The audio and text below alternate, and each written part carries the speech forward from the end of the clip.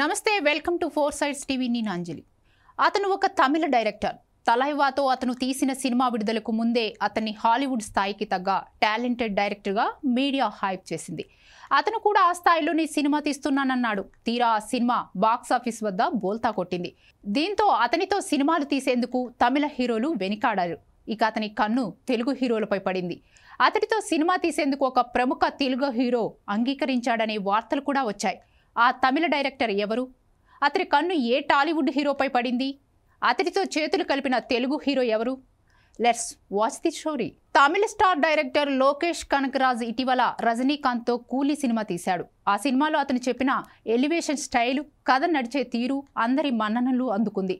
తమిళ media అయితే లోకేష్ను Hollywood స్థాయి డైరెక్టర్గా ఆకాశానికి ఎత్తేసింది.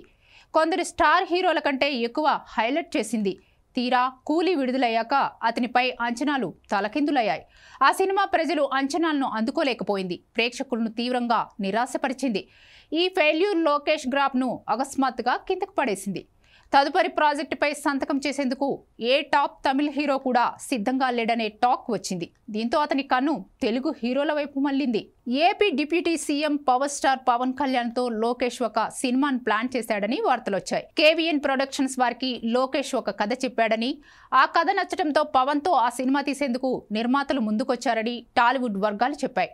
అంతలోనే పవన్ కాదు, ఐకాన్ స్టార్ అల్లు అర్జున్తో సినిమాకు లోకేష్ ప్లాన్ చేస్తున్నట్లు మరో వార్త తమిళ మీడియాలో చక్కర్లు కొడుతోంది.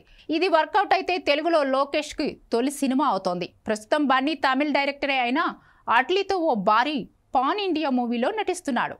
అంతకుముందు లోకేష్ ఒక సినిమా షూటింగ్లో నటుడుగా బిజీ అయిపోయాడు. అరుణ్ మతీశ్వరన్ దర్శకత్వంలో డీసీ అనే సినిమాలో లోకేష్ హీరోగా నటిస్తున్నట్లు టాక్ వస్తోంది.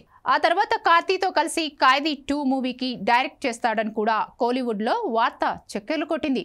అది కూడా ఒట్టిదే అని తాజా సమాచారం. లోకేష్ ఇప్పటి వరకు 6 సినిమాలు తీశాడు. కూలీ మినహా మిగిలినవన్నీ సక్సెస్ అయ్యాయి. అందుకే అతన్ని నెక్స్ట్ సినిమాపై సర్వత్రా ఆసక్తి నెలకొంది.